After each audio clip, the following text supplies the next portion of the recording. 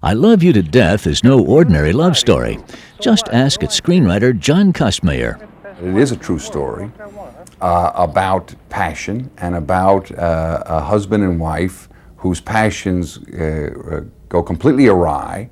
In fact, the husband is repeatedly unfaithful to his wife, is almost compulsively, maniacally unfaithful to his wife.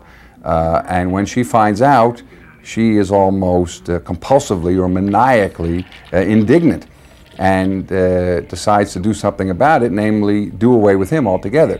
And after making several attempts to kill him and being caught and arrested and tried and convicted and sent away to prison for 4 years, the wife came out and she and the husband were reunited. In fact, he still has the bullet in his head, which he'll show you with some pride if you spend time with him. Which is exactly what Kostmayer did in their hometown of Allentown, Pennsylvania.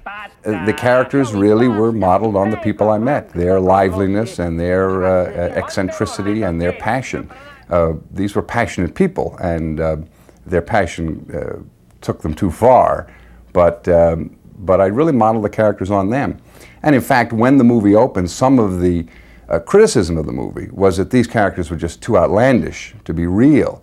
But in fact, if anything, the movie was a somewhat muted version of the actual truth. The script attracted big talent.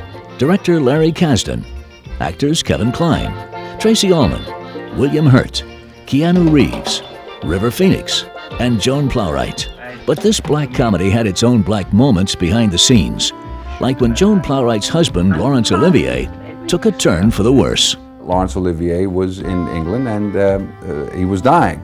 And Joan Plowright had to go home immediately to be with Laurence Olivier.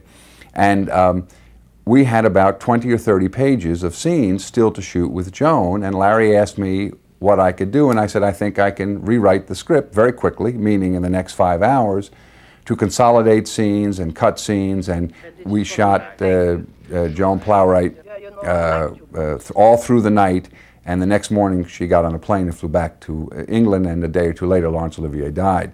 But fortunately, the dark clouds did not dampen the film's fate. I guess like lots of movies, particular movies that deal with somewhat bizarre events or unusual characters, it has begun to take on something of a cult following. So it's not by any means a mainstream Hollywood movie. It's offbeat, it's bizarre, it's darker than most movies, there's a perverse tone that runs throughout the movie, which I think is interesting, and I think it's not the sort of thing people can always get from a Hollywood film.